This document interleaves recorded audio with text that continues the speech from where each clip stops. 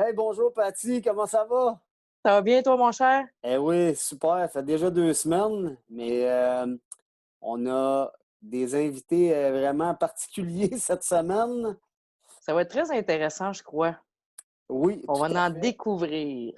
Exactement. Alors, je pense que sans plus tarder, on va garder le punch, puis on va aller les chercher. Bonne idée.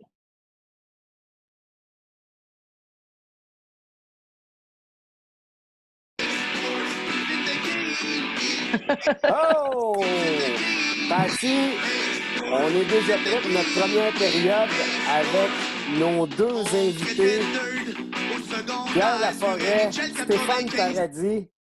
Messieurs, merci infiniment d'être là, d'être avec nous ce soir. Euh, En fait, c'est particulier aujourd'hui parce qu'on ne va pas parler de vos prouesses comme joueur. D'ailleurs, Stéphane, si je ne m'abuse, tu n'as pas joué bien, toi, au ballon-ballet? Pas bien, bien comme dans jamais. OK, bon, bon. Mais comme je disais à Patty, moi, je tenais à faire ça, ce podcast-là, puis je vais vous dire vraiment mon opinion, là. Le ballon sur glace, super beau sport, puis je suis convaincu qu'il y a des gens qui l'ont fait évoluer, là, des prédécesseurs. Quand les balais étaient en paille, puis saucés dans le goudron, puis après ça, là, on voit les balais orange derrière chez Patty. Fait qu'il y a quelqu'un, Claude Genet, peut-être M. Gartner, qui a pensé à ça, mais il y a deux personnes, tant qu'à moi, qui ont fait passer la game à un autre niveau, là. Pierre Laforêt avec les balais Forest Ice. Puis après ça, Stéphane Paradis avec ce que tu as fait avec Dégel puis avec One by One. C'est des histoires incroyables. Puis ça n'a pas été à des époques, ça n'a pas été à la même époque. Fait que ça va être intéressant d'entendre ça. Là, qu'est-ce que vous avez à dire là-dessus? Juste vous rappeler, on a nos règlements, on a 2 périodes, 2 18 chronos. Puis après, on a peut-être un overtime avec, on regardera à ce Qui moment-là. sait? Et voilà. Fait qu'écoute, si on peut commencer, peut-être on va y aller avec l'ordre chronologique. On va commencer avec Pierre. Pierre. Oui, Pierre, bonsoir, écoute, salut, ça fait du bien. Ça fait ben oui, plaisir, excuse-moi. parle-nous de ça. Je ne sais pas par quoi tu veux commencer, mais c'est quoi la folie de Forest Ice? Ouais, c'est une bonne question. C'est un bon point. C'était vraiment une folie à l'époque. Parce que, tu sais, on retourne 25 ans. Il y a 25 ans, ça a évolué depuis les dernières 25 années. Écoute, ce qui est arrivé, c'est assez, c'est arrivé d'une drôle de façon. En 1994, la Fédération canadienne avait décidé d'organiser une espèce d'équipe pour aller jouer la All Japan Cup au Japon. Au Puis on Japon. était, apparemment, à ce moment-là, on était supposé être 2 joueurs par province pour représenter le Canada. Ça fait que tu avais 2 joueurs du Québec, 2 joueurs du Nouveau-Brunswick, 2 de la Nouvelle-Écosse, ainsi de suite. Puis on s'est retrouvé une équipe de différents joueurs de la province. Puis on est arrivé au Japon, puis on a joué la All Japan Cup, qui était jouée à l'extérieur. Je pense qu'au Japon, il y avait 6 semaines de glace à peu près. Fait qu'eux autres, ça jouait un certain temps, puis après ça, ils n'avaient plus pour l'année. Mais durant notre séjour là-bas, on faisait aussi la promotion. Si on est allé à Tokyo, on faisait des petites démonstrations.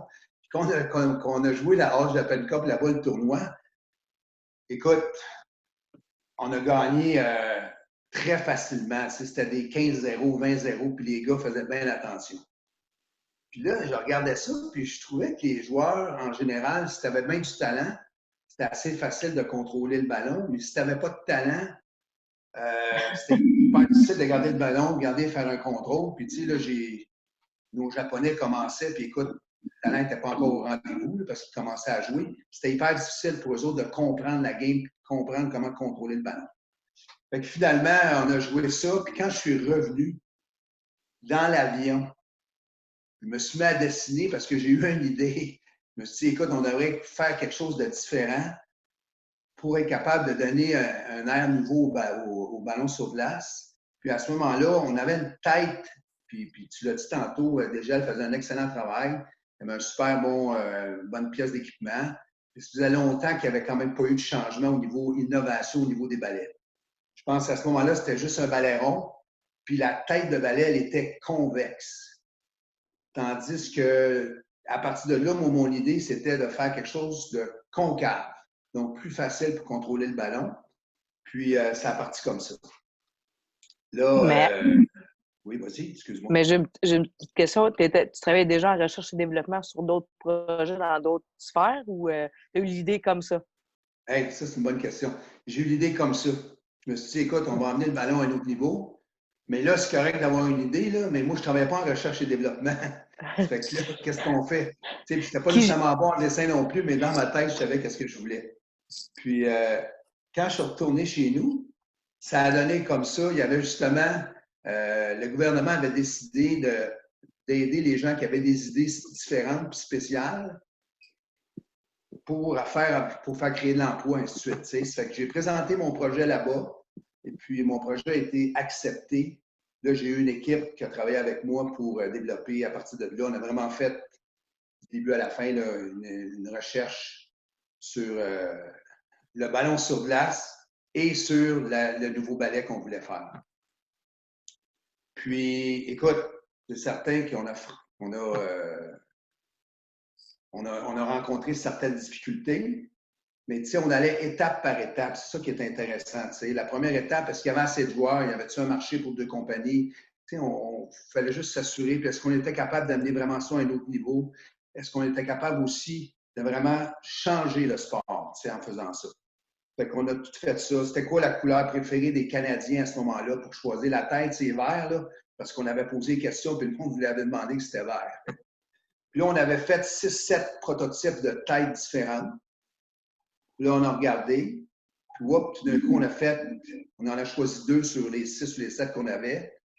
Puis là, après ça, on est éliminé à une.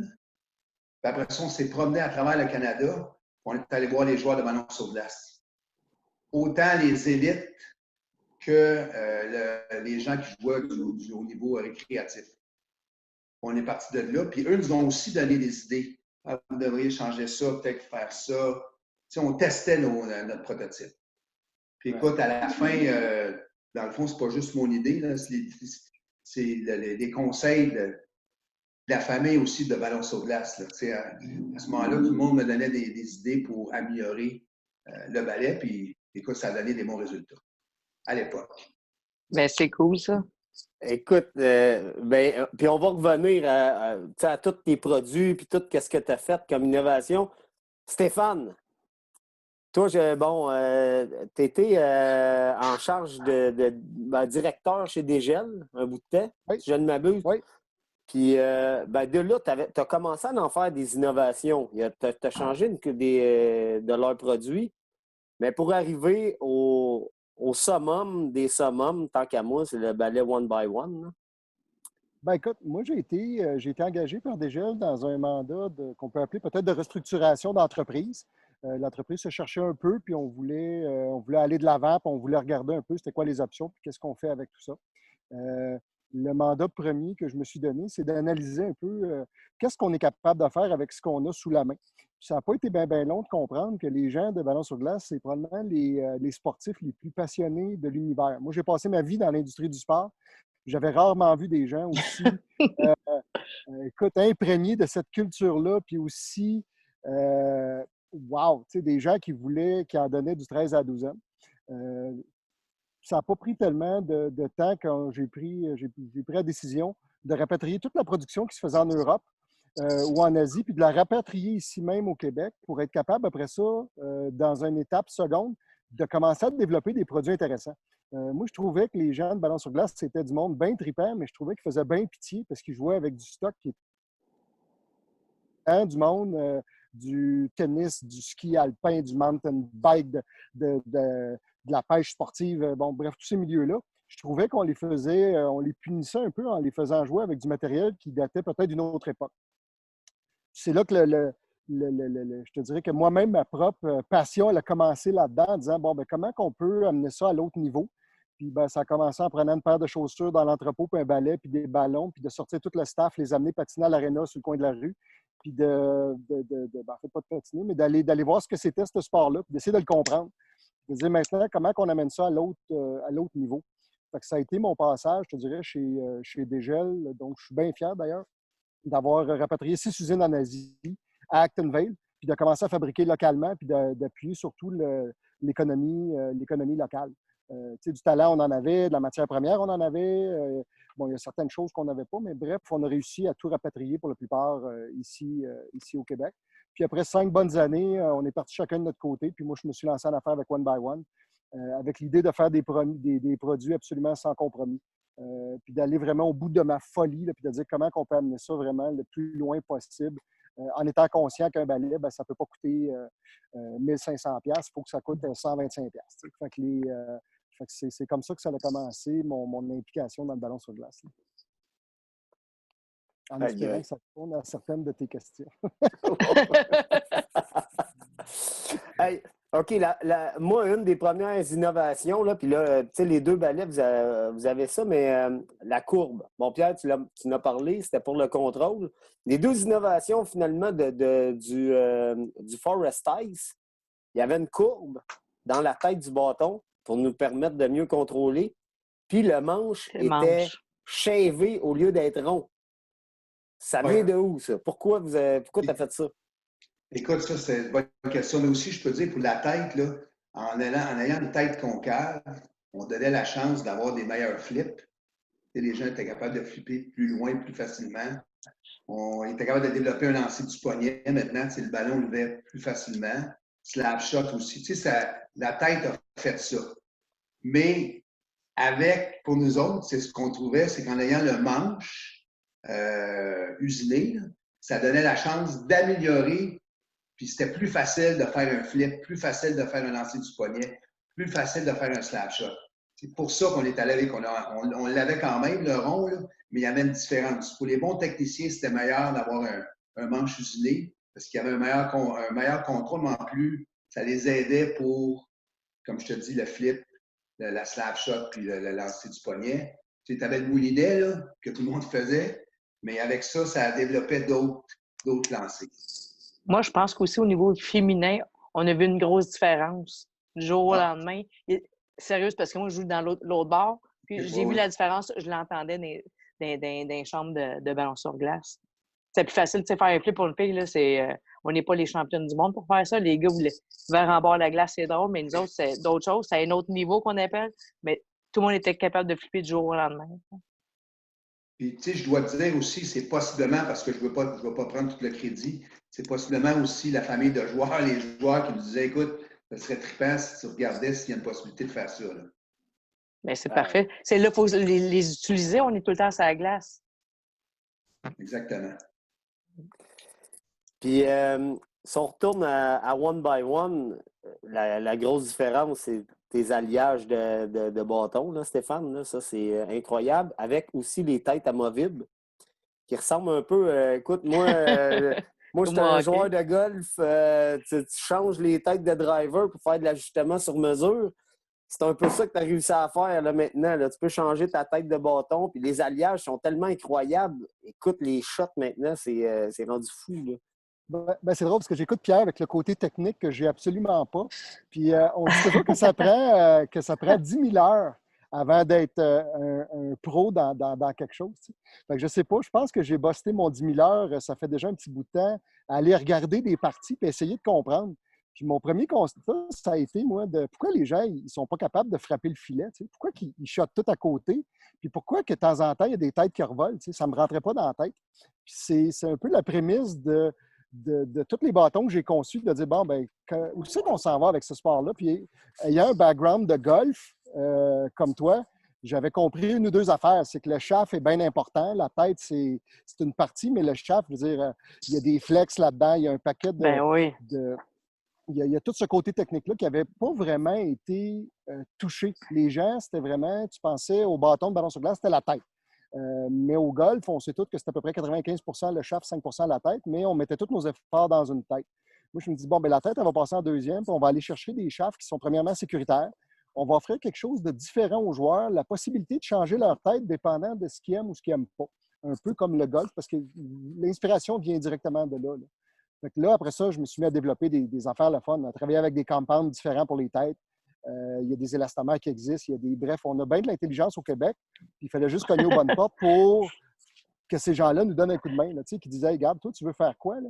Ben, moi, je voudrais créer quelque chose où les gens vont frapper sur un ballon quand il fait bien froid, puis on espère qu'il n'y a rien qui va arracher. » Là, là. Fait que c'est parti, c'est un peu parti comme ça. Puis c'est un produit, bien évidemment, qui est porté à évoluer parce qu'il y a de l'influence qui vient de bien d'autres sports aussi à travers ça. Là. Moi, je n'ai pas le monopole des bonnes idées. Là. Moi, je prends ce qui passe, puis je le mets un peu à ma sauce, puis on fait des bâtons avec ça. Là. Donc, c'est un peu là Mais il les. faut prendre le crédit aussi. Le one by one, il était écœurant aussi. Là. Il y a eu une Ouais. grosse évolution d'hier à aujourd'hui. J'en ai en arrière. Là.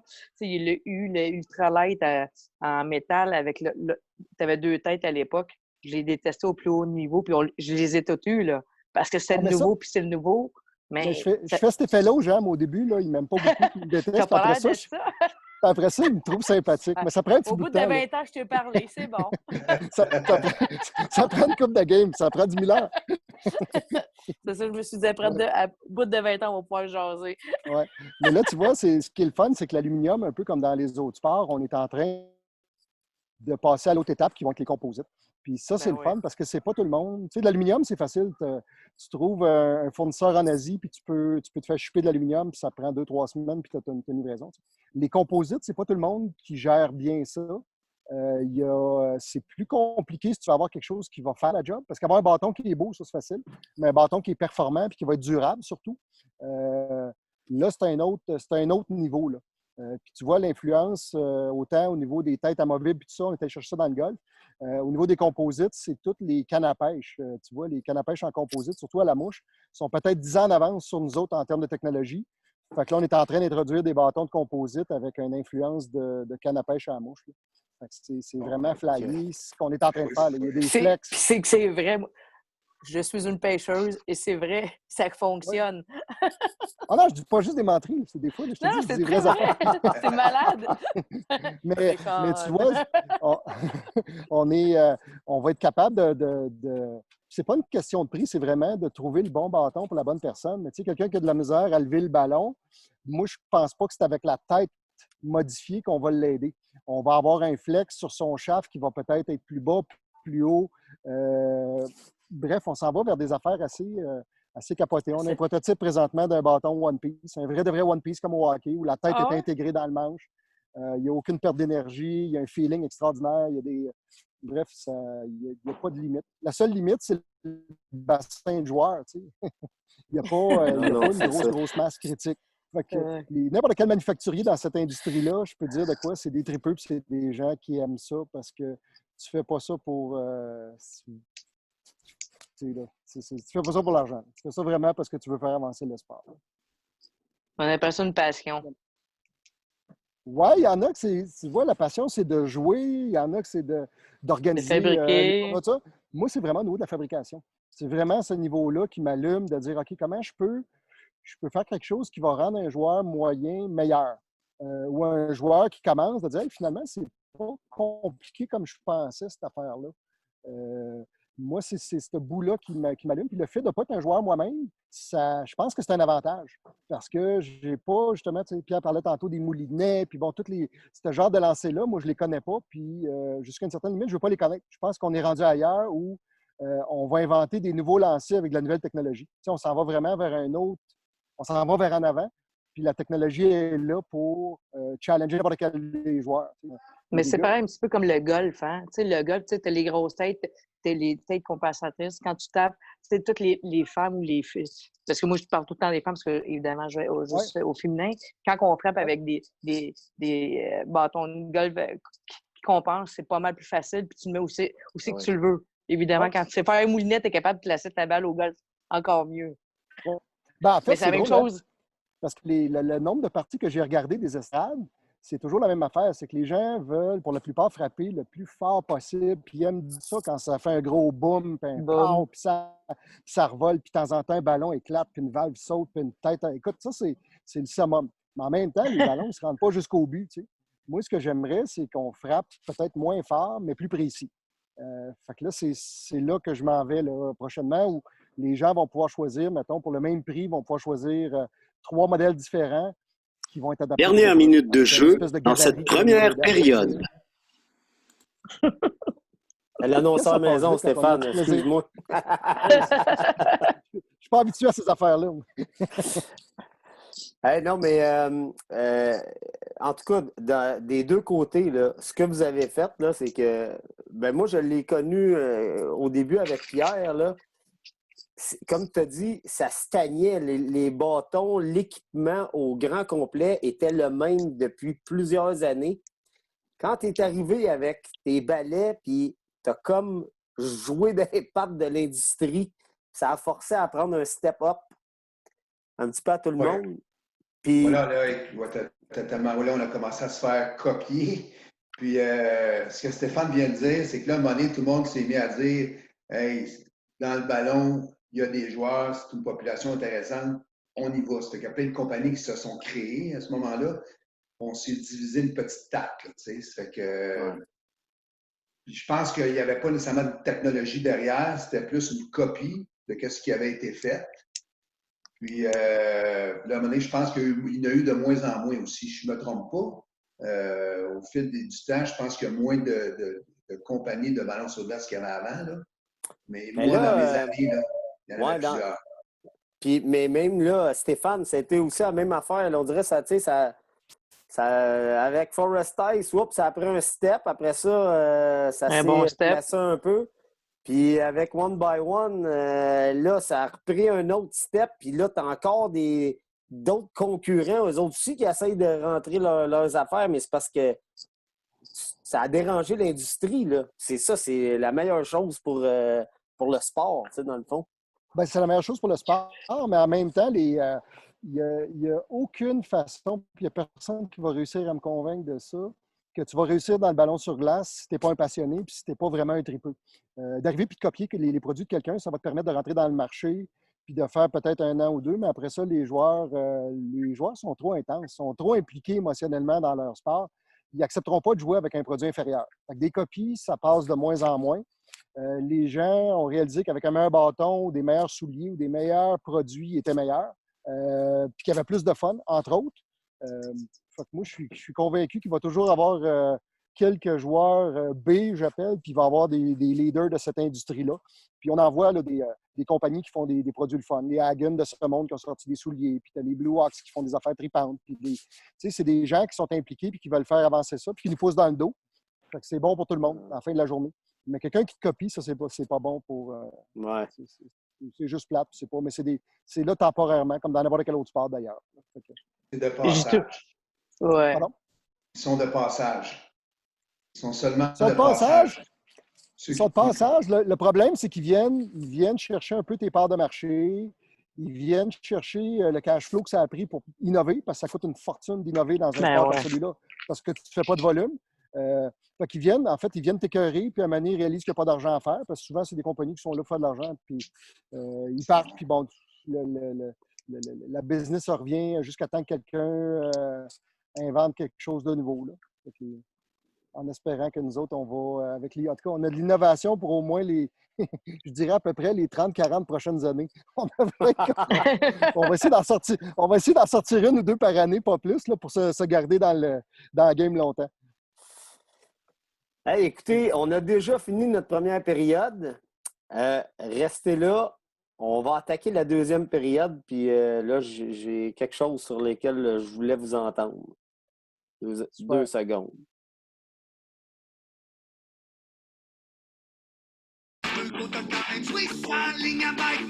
De retour pour la deuxième période avec nos invités Pierre et Stéphane. Bon, là, on a parlé, là, les balais, les innovations technologiques, ça avait l'air de super bien aller, mais je sais que dans chacun de vos cas, il y a eu des embûches dans tout ça, là. À un moment donné, là, ça n'a pas été toujours... Il doit y avoir du croustillant. Rose, ben oui, oui. Pierre, entre autres, là, tu m'as déjà parlé, bon, tu avais parti des souliers aussi à un moment donné parce que tu n'avais comme pas de choix. Ou, oui. Qu'est-ce qui arrive quand on a parti notre entreprise? Premièrement, il fallait s'assurer que notre balai soit approuvé par la Fédération canadienne de ballon sur glace. puis approuvé par la fédération USBA là, aux États-Unis. C'était deux associations, puis ils n'étaient pas tout à fait... Les deux ne parlaient pas le même langage, mais ça, c'est correct. Puis, quand on a essayé de faire approuver notre balai au Canada, ça a été hyper difficile. Ça n'a pas été... J'avais mon partenaire d'affaires, là, Denis Saint-Onge, qui va dire, c'est lui qui s'occupait de ça, puis il en a travaillé une shot pour être capable de le faire approuver. Parce qu'on suivait aussi, il y avait des specs à suivre, on s'assurait de les suivre. Tu sais, aujourd'hui, tantôt, Stéphane, tu parlais tu avais des vis au niveau de tes têtes, là. Ben, à l'époque, on n'était pas capable de faire ça. Ils ne nous laissaient pas faire ça. Tu sais, c'était très restreint, là, tu sais, pour sortir des sentiers battus avec les fédérations. Fait que finalement, ce que ça a donné, c'est la première année, on n'a pas été accepté par la Fédération canadienne, mais on était accepté par la Fédération américaine. C'est pour ça qu'on a commencé à vendre aux États-Unis en partant. C'est pas parce qu'on ne voulait pas rentrer au Canada, c'est juste qu'on a commencé aux États-Unis. Mais à l'époque, on commençait, nous autres, fait qu'on pensait qu'on était en tip-top shape. Puis chaque étape du balai, on s'assurait de les faire nous-mêmes. On avait des employés aussi, mais pour sortir un produit de qualité. Puis je me souviens du premier shipping. Je pense qu'on avait 5 ou 10 000 balais qu'il fallait qu'on envoie aux États-Unis. Des bannières comme Sportmart. Ça part. Puis je pense qu'on pensait qu'on avait tout fait ce qu'il fallait pour livrer à temps. Puis il ne faut pas oublier aussi avec ces chaînes de magasins-là, tu as une fenêtre de livraison. Tu as 10 jours. Mettons entre le 15 et le 25. Puis si tu ne livres pas entre le 15 et le 25, mais là, tu as des amendes. Et quand tu es une petite compagnie et tu commences, là, tu veux t'assurer de rester dans les fenêtres de livraison. Puis quand c'est arrivé aux lignes, ils ont refusé nos balais. Parce qu'on n'avait pas mis sur le manche à balai le code UPC. Parce qu'on avait mis ses boîtes, mais pas ses balais. Dans ce temps-là, en tout cas, nous, on avait manqué ça. Fait qu'entre-temps, ça fait que là, on a manqué notre fenêtre de livraison. Ils nous ont chippé nos balais. Puis un balai de bois, à l'époque, il fallait que tu sois capable de garder entre 10 et 12 d'humidité. Parce qu'un bois, ça travaille, tu sais. Fait que quand le bois, s'il n'y a pas d'humidité dedans, puis il tombe à 3-4, là, il casse assez facilement. Fait que oui, durant le transport, je ne sais pas ce qui est arrivé, finalement, le taux d'humidité a tombé. D'autres, on a tous mis les codes UPC. On a rechippé aux États-Unis, mais on n'a pas checké, on n'avait pas vérifié le taux d'humidité. Oh non! On rentre en magasin, folie furieuse, toutes nos balais se vendent. 3 semaines après, hey, les balais cassaient. Les gars faisaient 2-3 lancers, puis ils cassaient en 2. Là, fait que, là, c'est comme ça que ça a commencé. Ça commence fort. Oui. Puis qu'est-ce que Stéphane a dit? Il faut vraiment que tu sois passionné parce que ça fait mal quand ça arrive. Ben, écoute, on s'est quand même responsabilisé. On a fait un recall, on a recommencé, on a montré qu'on était capable de faire de la business. Là, on a repris, puis on a shippé après ça aux États-Unis, puis ça a toujours été un de nos clients après. Là, l'année d'ensuite, ben là, on a rentré avec la Fédération canadienne. Là, on a rentré au Canada. Mais le problème, c'est que Stéphane, tu sais comment ça fonctionne, c'est que notre compétiteur qui était très bon à l'époque, qui lui était un clé en main. Ça fait que lui était capable de livrer balais, souliers, gants, jambières, ainsi de suite. Fait que les magasins de sport, eux autres, là, c'est important pour eux d'avoir un clé en main. Dans le temps, c'était comme ça. Fait que si tu vendais juste des balais, c'était pas assez, tu sais. Le gars aimait mieux aller avec le fournisseur qui était capable de tout y donner, puis il avait quand même un bon produit aussi, là. Fait que finalement, on a décidé de se lancer dans les souliers. Parce que qu'est-ce que tu as dit tantôt? Les 2 pièces les plus importantes, c'est balais et souliers. Mais moi, je savais qu'à Acton Vale, vous souvenez-vous des souliers Acton? Ben oui. Hein? Vous venez de ça? Avait un soulier assez c'était possiblement le meilleur à l'époque, dans le temps. Là. Les autres avaient arrêté d'en faire. Puis j'ai été rencontrer les gens d'Acton. Puis on a fait un merge, comme tu disais tantôt, du partenariat ensemble. On a réouvert, on a regardé tous les moules, tout était correct. On a reparti à la ligne de production, puis on s'est lancé dans les souliers. Après ça, on a changé un petit peu de design parce qu'on voulait avoir notre propre design. Là. La semelle aussi. La semelle, parce qu'on voulait avoir plus d'adhérence. Et le truc du soulier, c'est assez simple. Plus ta semelle est molle, plus qu'elle va avoir de l'adhérence, moins qu'elle va durer longtemps. Plus ta semelle est dure, moins qu'elle a d'adhérence, mais elle va durer longtemps. Fait que là, il faut que tu décides le genre de soulier que tu veux faire. Il faut se souvenir, dans le sport, là, 90% des joueurs sont récréationnels, 10% sont élites. Compétition. Fait que là, mais c'est l'élite qui influence le récréationnel. Fait que, Ouais. c'est un casse-croix-tout. Fait qu'il fallait trouver les bonnes façons. C'est pas réparti. C'est comme ça, après ça, qu'on a développé le soulier. Là, on avait le balai et le soulier, puis on était meilleur dans le marché. Après ça, c'était plus facile pour nous de rentrer dans les magasins. Puis après ça, on a continué à développer d'autres pièces d'équipement, les jambières. Les gants. Pas des jambières après. Ouais, c'est vrai, les jambières aussi. Mais tu sais, Ouais. tu me disais, par exemple, que les souliers, je me souviens pas là, la braquette de prix, là, mais que ça avait juste pas d'allure. Là, Oui, bien. Ouais, dans ce temps-là, si tu fabriquais au Canada puis si tu fabriquais en Asie, là. C'est pas le même prix. Non, c'est pas.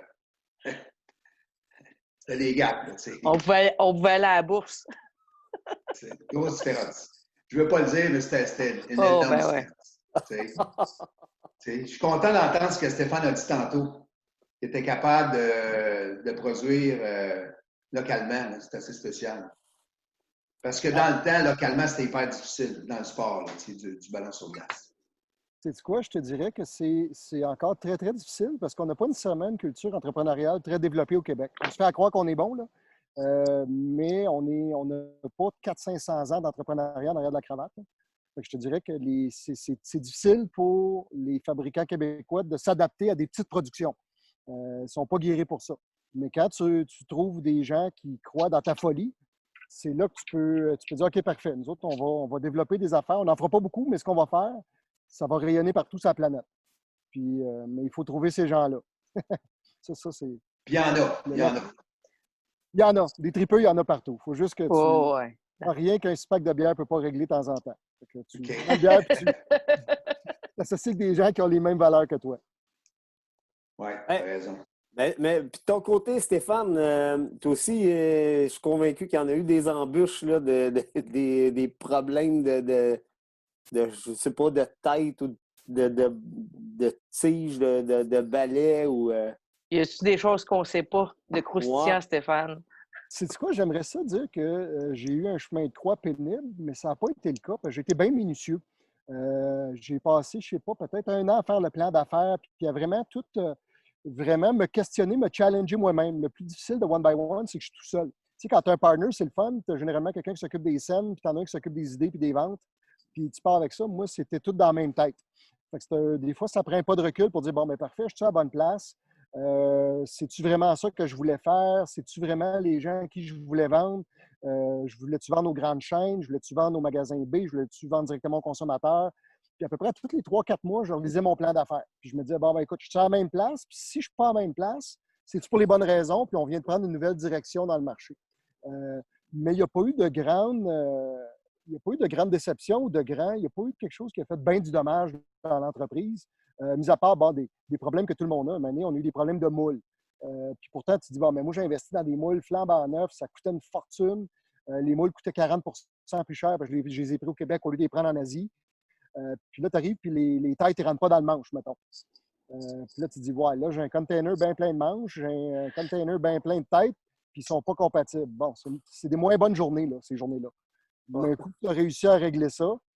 Puis, tu sais, moi, j'ai toujours cru à faire des produits sans compromis. Puis tu réalises que le seul compromis que tu as, c'est ta banque. Les autres, ils t'expliquent que c'est là que ça arrête et qu'il va falloir. T'as pas d'émotion. Une banque n'a pas d'émotion. Moins que moi, mettons. Mais puis là, ils t'expliquent que là, tu vas trouver une façon, puis il faut que ça rentre. Là, finalement, ben, OK, là, tu vas ramener le moule chez un mouleur, puis là, tu vas Bref, il y a toujours des solutions quelque part là-dedans. Là. Mais il faut que tu sois fait solide pour te partir en affaires là-dedans. Mais il n'y a pas eu de grosse bad luck où il a fallu que je remette tout en question parce que ça a quand même bien été. Mon seul problème, c'est que j'ai parti la vente internationale vite. Tu sais, moi, dans les 3 premiers mois, je vendais ou je shippais, à petite unité évidemment, mais je shippais dans 12 pays. Fait que c'est le fun. Une journée, tu shippes en Autriche, tu shippes au Japon, tu shippes en Allemagne, tu shippes en Italie, tu shippes tes chums en Suisse. Puis là, finalement, ben, ils te rappellent tout pour te dire que ça ne marche pas. Tu sais, tu dis, ouf, OK, là, c'est pas comme aller remplacer une tête, ça arrive ça de Montréal. C'est un peu plus compliqué quand tu shippes.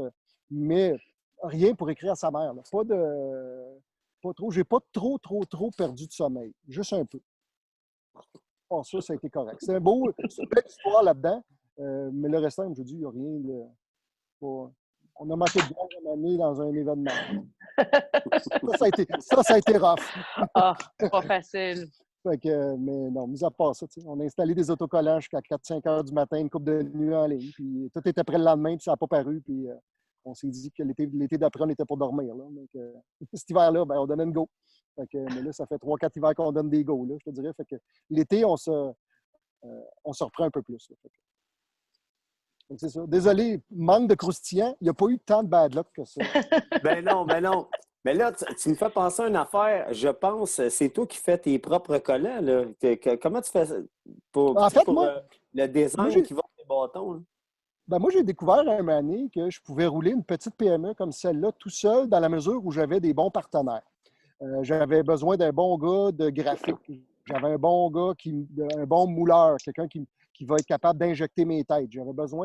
Bref, il y a toute une équipe. Quand tu regardes ça sur papier, on est une équipe d'à peu près une vingtaine de personnes, mais à la fin, il n'y a personne sur le payroll. Fait que c'est vraiment des gens que j'engage de façon ponctuelle. Puis ils ont vraiment été triés sur le volet. Je m'étais fait une grille d'évaluation de mes fournisseurs. Puis tu partages-tu mes valeurs, puis toute ta scrap, tu tu dans les rivières du Québec où tu recycles tes matières toxiques. Puis moi, c'était bien important pour moi là, de faire un produit qui était sustainable dans le temps puis qui n'était pas dommageable pour l'environnement. Puis je me suis entouré de bon monde. Encore là, il y a une partie que j'ai fait mes devoirs, mais une partie j'étais chanceux. Puis ces gens-là ont cru à ma folie. Puis quand je parlais de design, j'arrivais avec, mettons, une vingtaine de dessins que j'avais trouvés quelque part. Puis j'ai dit, écoute, il faut tout que ça rentre dans un autocollant. Ce bâton-là va s'appeler Icebreaker parce que c'est mon entrée de gamme. Puis je veux que ça ait tel look, puis telle prestance. Puis il me sortait des mock-ups. Puis là, je disais, OK, parfait, tu vas prendre celui-là avec lui. Puis là, on va. Puis c'est comme ça que les autocollants ont été faits. Mais là, on s'en va vers une autre technologie où les cosmétiques vont être imprégnés dans le composite. C'est des cosmétiques qui sont cuits comme un bâton de hockey. Fait qu'on s'en va vers un produit qui va être plus efficace, mais qui va avoir moins d'étapes. Tout ce qui n'a pas de added value, là, ou qui n'a pas de valeur ajoutée, on les enlève, ces étapes-là. On est rendu là. Si on veut garder un produit haut de gamme à un prix intéressant pour le consommateur, on ne peut plus se permettre de poser des autocollants jusqu'à 4 heures du matin. Là. Fait que là, on est en train de changer, mais il fallait passer par là pour le comprendre. Puis c'est drôle parce que la quincaillerie sur un bâton, c'est à peu près ce qui coûte le plus cher. C'est ce qui coûte cher. L'autocollant, ça coûte super cher. Mais à la fin, ce qui fait le prix du bâton, tu te dis, voyons, ça ne peut pas que ce soit des 2 vis puis un sticker. Là, c'est pas, mais ça coûte une fortune, ces histoires-là. Fait qu'on est en train de regarder justement vers les bâtons One Piece, puis quels composites qu'on peut utiliser. Puis, en fait, je ne suis pas en vacances aujourd'hui. Tout ce que je fais des rivières, là, c'est du recherche et développement pour toute la communauté des joueurs. Je me sacrifie pour les joueurs. C'est ça que je fais dans mes journées. Pas facile. Pas facile. Fait qu'on travaille sur des nouveaux cosmétiques puis des nouveaux. Mais je peux dire que dans une couple d'années, les joueurs, ce qu'ils vont avoir entre les mains, c'est bien, bien proche des technologies de canne à pêche qu'on utilise aujourd'hui. On s'en va vraiment dans cette direction-là. Hey, c'est super intéressant. Là, ça me ramène, Pierre. Tu sais, vous autres, vous étiez quelques partenaires là-dedans. Si je ne m'abuse, à un moment donné, vous étiez 4. On était 4 partenaires. OK. C'était une petite PME, on était 13 employés. Pourquoi ça s'appelait Forest Ice? OK. Écoute, c'est simple parce que moi, je m'appelais La Forêt. Ouais. Puis là, dans l'étude du marché, ils ont décidé de tester La Forêt.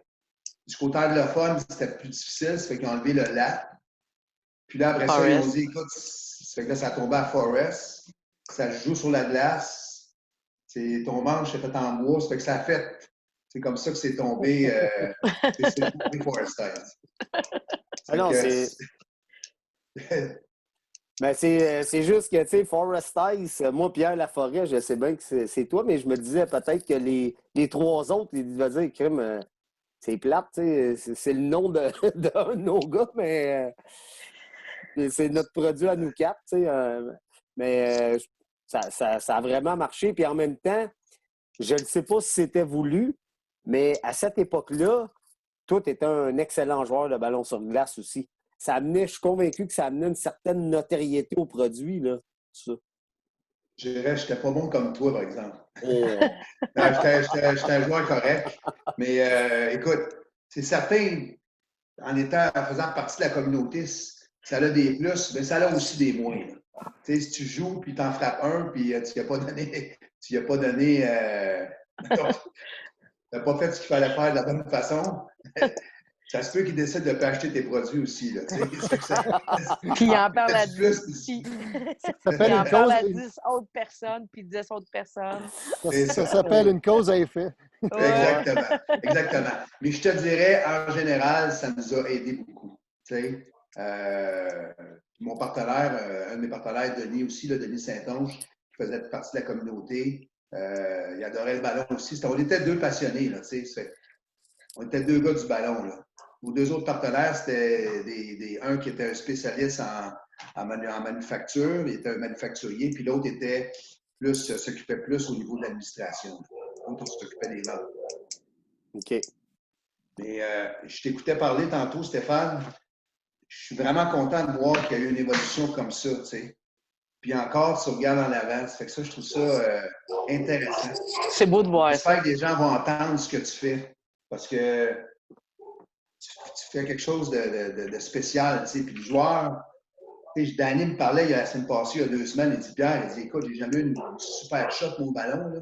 Depuis que je joue avec ça, là, j'ai toute une shot, là, tu sais, parce que ça veut dire que tu as amené ça à un autre niveau, là. Bravo, là, je te félicite. Ben, mais, je l'apprécie venant de toi en plus. C'est quoi, moi, mon recherche et développement, c'est pas compliqué. C'est que mon budget, en grande partie, à ce jour, j'achète un bâton de chaque modèle de chacun de mes compétiteurs en début de saison. Puis c'est pas des modèles que je pourrais les appeler, ils pourraient m'en envoyer. Là. Je vais dans les magasins, je les achète. Je veux vraiment acheter. Dernière minute de jeu dans cette deuxième période. Dans certains centres. Je te dirais qu'au niveau au niveau technique ou technologique, j'en sais probablement plus sur nos compétiteurs qu'eux-mêmes le savent sur leur propre produit. Tu sais, combien de pression ça prend pour que ça craque, combien de tension ça prend avant en étirement pour que les bâtons ils lâchent, combien que ça... Bref, un coup que tu as ce genre de data-là, tu as vraiment une plateforme solide pour évoluer à partir de là. Tu sais, c'est sûr que tu ne feras pas un produit inférieur à ce que tu as déjà. Là. Tu vas arriver, tu dis OK, parfait. Le meilleur sur le marché, il pète à 10 livres. Ben moi, c'est pas en faire un moins cher. Moi, je ne suis pas dans cette là. Pas en tout même. Fait que c'est un peu comme ça que j'ai hâte que les gens sortent leurs beaux produits. Pour moi, c'est comme un peu le que j'ai besoin pour dire wow, OK, eux autres, entre l'année passée et cette année, il y a une grosse amélioration. J'aime ça. Ils ont changé d'aluminium, ils ont changé de ci, ils ont changé de. Peu importe ce qu'ils ont changé. Puis à partir de là, moi, j'ai un temps de réaction qui est hyper rapide, où je peux me revirer de bord parce que je contrôle 100% de la chaîne de one by one. T'sais, dans one by one, on est one, puis c'est moi. Là. C'est rare qu'on fait des gros meetings en longueur pour prendre une décision. Tu ne t'assines pas trop longtemps, là. Je ne m'assine pas longtemps. Puis un bon bassin de chums qui sont devenus des chums avec le temps, parce qu'à l'époque, c'était que je peux arriver et dire hey, j'ai 6 bâtons, tu peux-tu aller me tester ça comme du monde? Puis voici ce que je cherche dans ce test-là. Là. Je veux pas que tu as compté des buts. C'est pas ça qui m'intéresse. Je veux savoir tel paramètre. Puis avec le temps, ces gars-là me ramènent des bâtons qui sont comme hey, wow, ça, je sais pas ce qu'il y a dedans, mais ça, wow, j'aime le feeling, ou j'aime pas telle affaire, ou j'aime pas le son que ça fait, ou j'aime pas le. Fait que là, c'est ça. C'est comme ça qu'on développe des meilleurs produits. C'est en se comparant avec les autres et en amenant ça à un autre niveau. Là. Mais je te dirais qu'on n'est pas beaucoup dans la copie de nos compétiteurs, nous autres. On n'est pas. C'est pas bien ce qu'on recherche dans une journée. Ah, écoute, non. Mais nous autres, on se fait copier, par exemple. Ah, mais c'est dans toutes les industries, hein, en passant. Que ça soit moto, ça soit ballon sur glace, hockey. Ça arrive dans toutes les sphères. Rendu là, c'est à toi à prendre, comme tu dis, one by one. Va-t'en où c'est que tu veux arriver, puis on peut aller plus loin avec ces idées-là. Ben, en affaires, il y a plusieurs méthodes, là, mais tu as la méthode Toyota où même les gens de Toyota au Japon invitent les gens à visiter leurs usines. Puis il y a quelqu'un qui dit ouais, mais vous n'avez pas peur de vous faire copier. Par le temps que les gens, puis la réponse à ces gens-là, c'est par le temps qu'on va se faire copier, on est déjà 5 ans plus loin. Nous autres, quand les gens ils nous copient, on est déjà rendu tellement plus loin que c'est de la vieille technologie. Fait qu'ils peuvent s'amuser avec ça pendant un petit bout de temps, mais on est ailleurs. On va continuer d'être ailleurs. C'est ça qui est c'est ça qui est le target de One by Bravo. One. Peut-être qu'un jour, on sera One by Two, puis je vais commencer à respirer l'hiver. On verra. On va peut-être doubler nos effectifs, puis avoir 2 personnes dans le bureau. On verra. J'ai une question, moi, juste pour savoir, aujourd'hui, il y a combien de joueurs de ballon sur glace? Y a-t-il quelqu'un qui est capable? Moi, à l'époque, il y en avait environ 60 000. Aujourd'hui, est-ce que vous savez combien il en reste? Y en a-tu plus? Moins? Pour moi, Stéphane est en meilleure posture que nous de répondre à cette question, vu c'est lui qui vend ses produits. C'est quoi? C'est drôle parce que c'est une bonne question. Non, c'est une excellente question. Puis il n'y a pas de chiffre exact qui traîne là-dessus parce que c'est hyper fragmenté. Tu vois, chaque province a ses associations. Ils n'ont pas le contrôle exact de chacun des chiffres. Ça, c'est chapeauté par après ça par l'Association canadienne. Puis elle-même, après ça, tu as la gang, tu disais tantôt, tes valets ont été accrédités aux États-Unis avant même d'être accrédités au Canada. C'est une drôle de business où les gens se parlent tous, sont tous chums, mais en même temps, il n'y a pas de ligne directrice sur voici le bassin de joueurs, voici la démographique, voici l'âge, voici ce qui se passe, voici où on s'en va. Il n'y a pas ça. Je te dirais, il y a un gars qui s'appelle Alex Perrault qui a fait une bonne job dans je te dirais, les 2 dernières, peut-être possiblement avant, mais je n'étais pas au courant, mais qui a fait une bonne job de commencer à répertorier tout ça puis de dire, écoute, on va donner un peu plus, le mot, c'est pas le mot, mais un peu plus de sérieux là-dedans, en disant, écoute, si on veut, en tant que sport, on veut grandir, bien, il faut comprendre d'où on vient, où est-ce qu'on est, puis où est-ce qu'on s'en va avec cette histoire-là. Mais tout le monde a sa propre interprétation de combien de joueurs actifs, combien de joueurs, tu sais, tantôt tu disais 90 des joueurs sont récréationnels, 10 les chiffres ont probablement shifté un petit peu avec les années là-dedans. Les joueurs plus âgés commencent à délaisser le sport. Il y a une nouvelle génération de plus jeunes qui sont en train d'arriver là-dedans. Ils ont du gaz que peut-être nous autres, on a moins à cette heure. Ils veulent un peu plus gagner. C'est moins... fait qu'il y a... bref, mais au Québec... Vas-y, mais au Québec, je pense qu'on commence encore de plus en plus jeune qu'avant. Quelque chose qu'on n'avait pas... on avait plus de vieux, mais on avait moins de jeunes, mais tout est en train de basculer puis tout est en train de changer. Mais je trouve que Ballon Ballet, depuis 2 ans, ou peut-être 3, commence à reprendre l'ampleur au Québec. L'Ontario dirait exactement aujourd'hui combien de joueurs qu'ils ont. Ouais. Ben, en fait, c'est drôle, hein, parce que la ligne directrice là-dedans, c'est que les jeunes qui commencent à jouer maintenant, ils ne veulent plus juste frapper bien fort puis frapper n'importe où. Ils ont des backgrounds de d'autres sports qui sont un peu plus en finesse.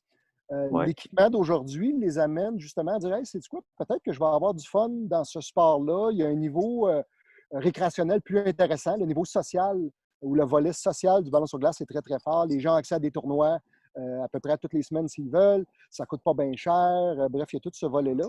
Mais ils veulent avoir quelque chose de différent. Ils ne veulent plus que ce soit juste de taper d'un ballon puis de courir sur la glace. Ils veulent avoir un niveau de performance un petit peu plus élevé là-dedans. Les villes où il y a des recrudescences majeures de ballon sur glace, c'est pas compliqué, c'est qu'il y a un gars de la place qui s'en occupe puis qui est complètement dédié à faire grandir le sport. On les connaît, les gens de Témiscouata-sur-le-Lac, les gens de Sébec, les gens de... Tu sais, c'est des gens où il y a des sports-études maintenant dans le ballon sur glace qu'il n'y avait pas dans le temps. Dans ces villes-là, tu le vois, le nombre de joueurs a fait comme ça a spiké. Puis dans les places où les gens s'en occupent plus ou moins, ben, c'est en train un peu de diminuer et de mourir de sa belle mort. Mais la leçon de ça, c'est pas compliqué, c'est qu'il faut juste s'en occuper. Puis quand on s'en occupe, finalement, les joueurs embarquent. Mais il faut juste le partir. Il faut pousser le train, puis un coup qui est parti, après ça, c'est plus arrêtable. Ça serait ma réponse corporative à cette...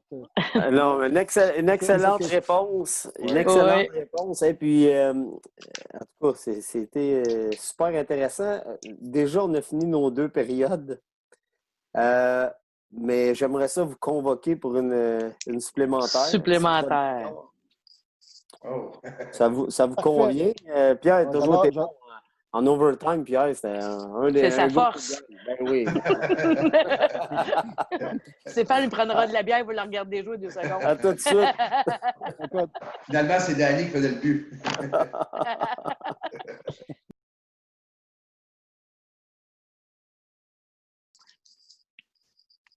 Alors, nous sommes de retour pour la supplémentaire, Patty.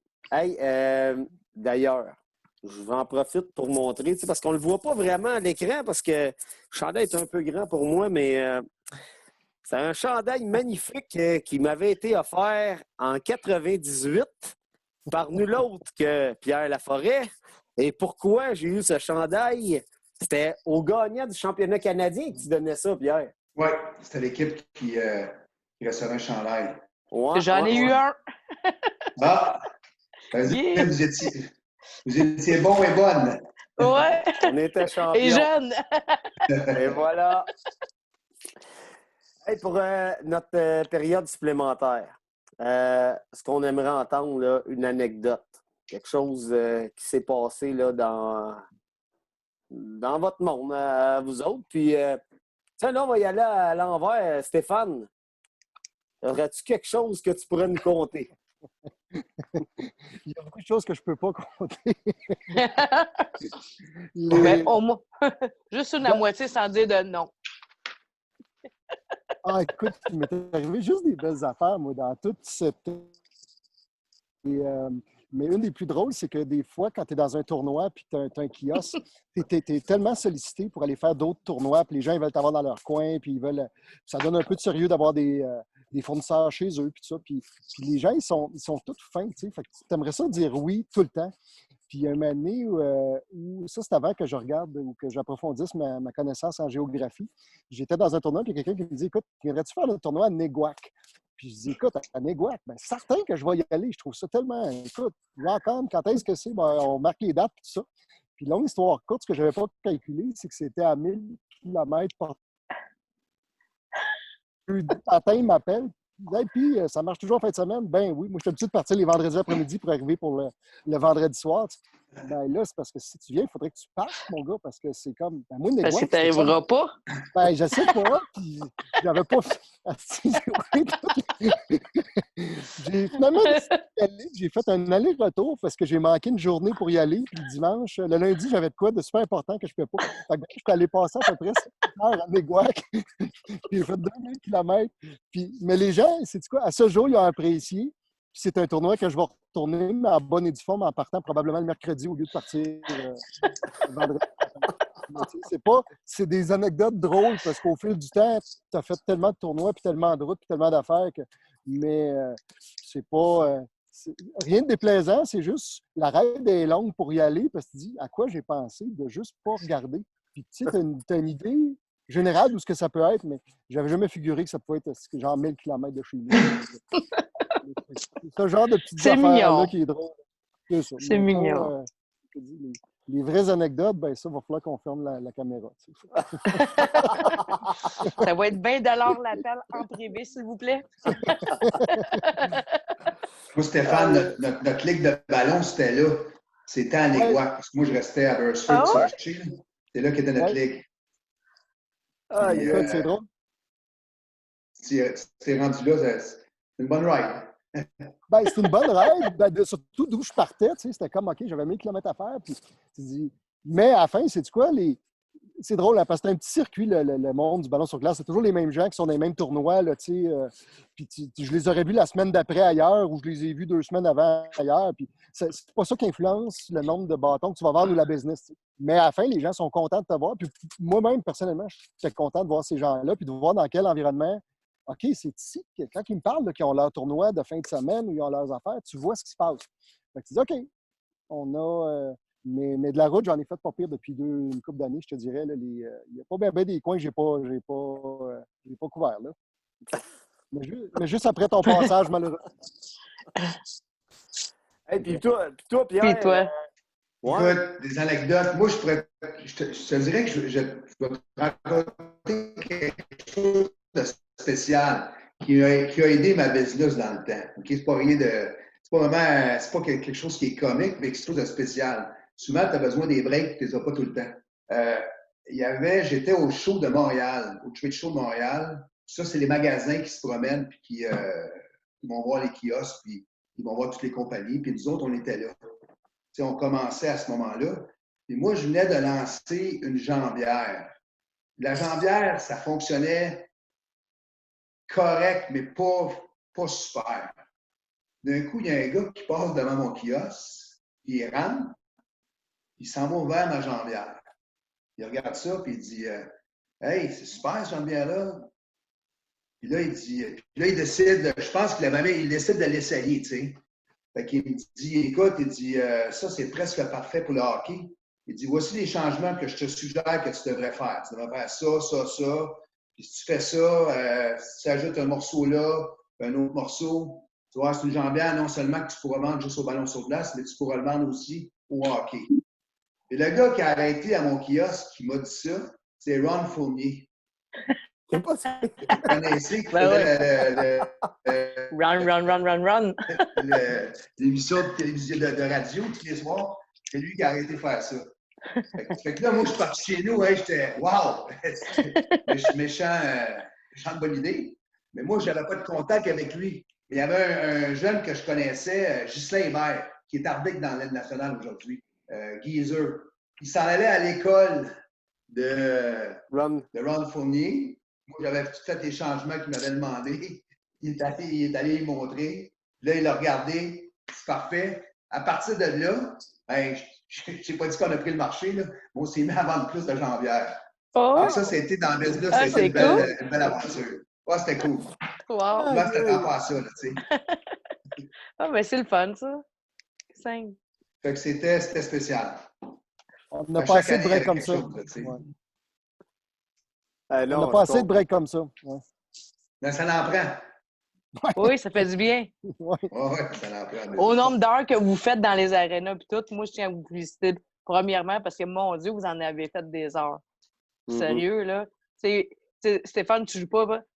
Pierre, toi, tu jouais. Mais tu sais, quand tu joues pas, tu dis, à ta minute, tu prends conscience de ça là aujourd'hui parce qu'on s'en parle. Mais tu sais, quand tu joues, on a tellement toute une grosse bulle de joueurs qu'on se rend pas compte qu'il y a beaucoup d'implications, beaucoup d'affaires à faire. Ben, c'est parce qu'il ne faut pas oublier qu'au-delà du fun que moi j'ai personnellement dans cette business-là, puis je l'ai choisi, cette business-là, elle n'a jamais été imposée, ça reste une business. Tu sais, à Mané, il y a un gros côté plaisir, mais il y a un côté affaires où il y a des billes qui rentrent, puis il y a des moules à payer, puis il y a des commandes à payer, puis un paquet de. Fait que c'est une PME, mais en même temps, moi j'ai choisi une PME dans laquelle j'avais du fun. Fait que c'est le meilleur des deux mondes. Mais félicitations. Ouais. Vous êtes vraiment des vrais passionnés, là. Tu sais, nous autres, on l'est, Patty et moi, comme joueurs, mais ce que vous avez réussi à faire pour l'industrie, là, c'est. En tout cas, moi, je l'apprécie énormément parce que vous avez vraiment réussi à remonter le niveau de ce qui est offert maintenant pour nos joueurs. Un gros merci à vous deux. Là. Je ne sais pas, Pierre, on t'a-tu perdu? Ouais, tu sais, quand là, je suis in and out, je ne sais pas ce qui se passe. Là. Ah, ben oui, regarde. On a fini notre overtime. Un gros merci à vous deux de votre participation. C'était super apprécié. J'avais hâte pour vrai de l'entendre, ce podcast-là. Je voulais que les deux vous voyiez, tu sais, puis que ben ouais. c'est pas la folie d'un la folie de l'autre, puis qu'on puisse en jaser, là. Ça fait tout le temps des belles rencontres. Ouais. Mais moi, je peux juste rajouter, premièrement, Stéphane, ça m'a fait plaisir de te rencontrer. Patty et Danny, super apprécié que vous avez pensé de nous inviter. J'ai trouvé ça cool. Puis l'idée du podcast, là, c'est wow, une super bonne idée. Puis même, je pense que c'est même excellent pour le sport. Oui. Ça, c'est excellent. Le seul message que je veux dire, si un jour que les gens sont capables, il faut que nos fédérations canadiennes s'assurent éventuellement, puis je pense qu'on a eu plusieurs tentatives dans le passé, mais on n'a pas encore réussi. Il faut qu'on s'assure de commencer dans les écoles. De trouver une façon, je te donne, Stéphane, il faut que tu trouves le ballet qui est capable de jouer dans un gymnase puis qui ne marque pas les gymnases. Puis il faut que tu trouves le ballon qui ne marque pas, qui peut rouler dans un gymnase. Tu es capable de trouver ça. Écoute, je vais sacrifier une couple de jours sur la rivière, puis je vais travailler là-dessus. Puis les premiers échantillons, je les envoie direct à ton bureau. OK. Ça serait une très bonne idée. Ça nous fera une raison de se rencontrer en vrai de vrai ensemble. Ça va me faire plaisir, moi aussi. Aïe, aïe, aïe. Hey, ben, un gros merci tout le monde. Merci beaucoup. Ben, écoute, le plaisir a été le mien, en tout cas. Je peux vous dire ça. J'ai eu beaucoup de Bonne plaisir. pêche. Ouais. Bonne pêche. Ben, c'est pas vraiment de la pêche autant que du recherche et développement pour mes amis du ballon sur glace, là, on s'entend? Oui. Un deux dans un qui finit à un. Et voilà. One by one. Hey, merci encore, la gang. C'est De super. rien. Salut, Hey, ciao. ciao, Bon merci. été. Bon Bonne été soirée. tout le monde.